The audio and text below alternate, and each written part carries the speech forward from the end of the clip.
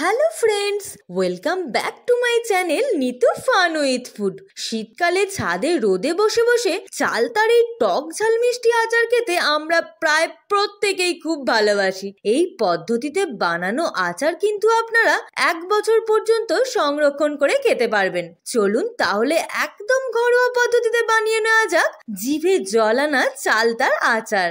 আমি এখানে 3টে চালতা নিয়ে নিয়েছি, আর চালতাগুলো বেশ পাকা। এই পাকা চালতা মাখাও খুব সুন্দর খেতে হয়। এবার সব থেকে কঠিন কাজ হলো চালতা কাটা। একটা বটির সাহায্যে আমি প্রথমে 4 টুকরো করে নিলাম, তারপরে মাঝখান দিয়ে আরো কয়েকটা পিস কেটে নিলাম। এবার ভিতরে এই ফুলের মতো অংশটা কেটে বাদ দিয়ে দিতে হবে, আর ভিতরের সমস্ত নোংরাগুলো বের করে ফেলে দিতে হবে। উপরের পাপড়িগুলো দেখবেন এমনি খুলে খুলে যাবে, ওইগুলো হাতের সাহায্যে খুলে নিতে হবে।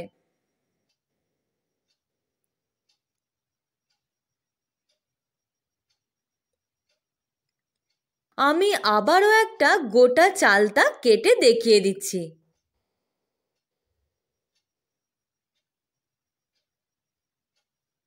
এবার ওই দুটো চালতারই যে পাপড়িগুলো আছে ওইগুলো ছোট ছোট করে কেটে নেব।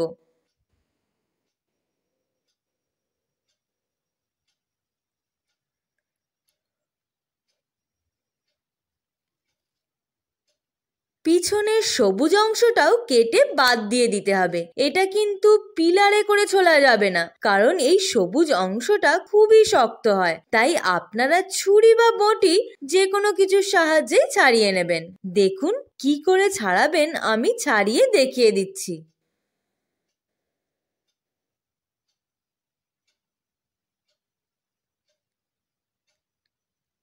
বাইরের অংশটা ছাড়ানো হয়ে গেলে দেখবেন ভিতরে একটা পাতলা আঁশের মতো রয়েছে। এটাও কিন্তু ছাড়ানো খুবই শক্ত। প্রথমে বঁটি দিয়ে মুখটা একটু তুলে নিয়ে হাতের সাহায্যে পুরোটা টেনে তুলে নিতে হবে। দেখুন আমি এখানে 2 থেকে 3টে ছাড়িয়ে দেখিয়ে দিচ্ছি।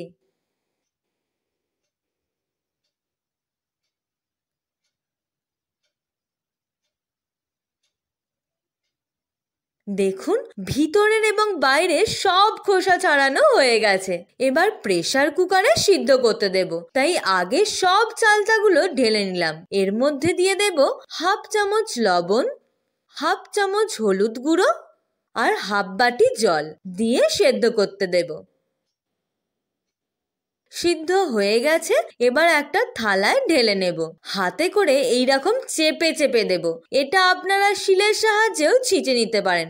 যেহেতু সিদ্ধ হয়ে গেছে ভালোভাবে, তাই হাতে করে এইরকম ছাড়িয়ে দিলেই হবে। তাহলে এর মধ্যে নুন, ঝাল, মশলা সব ভালোভাবে ঢুকে যাবে।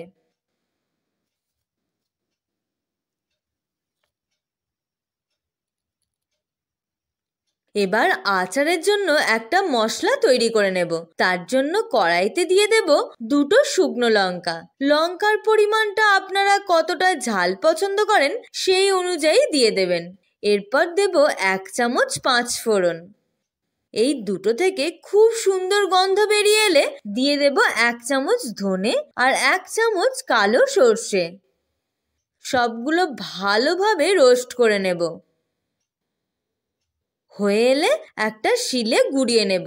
আপনারা গুঁড়ানোর সময় একদম পুরো গুঁড়িয়ে ফেলবেন না, একটু কম গুঁড়ো করবেন, তাহলে খেতে অনেক ভালো লাগবে।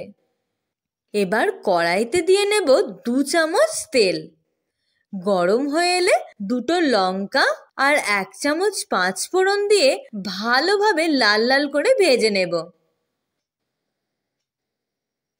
ভাজা হয়ে এলে চালতাগুলো দিয়ে দেব। দিয়ে এটাও ভেজে নেব বেশ খানিকক্ষণ।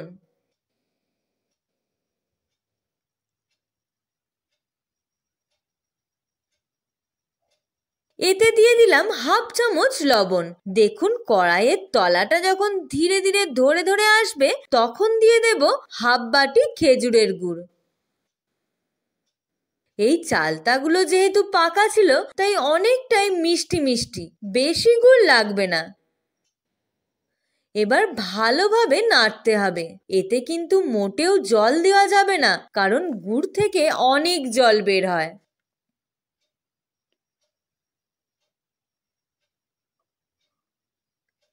খানিকটা হয়ে এলে এর মধ্যে দিয়ে দেব 1 চামচ ভিনিগার, যাতে অনেক দিন পর্যন্ত সংরক্ষণ করে খাওয়া যায়। এটা দিতে একদমই ভুলবেন না।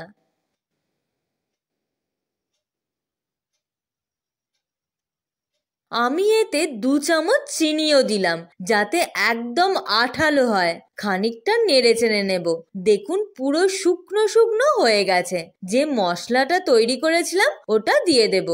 নেড়ে চেড়ে কিছুক্ষণ ঠান্ডা হতে দেব। এই সময় গ্যাসটা অফ করে শুধু নেড়ে যাব।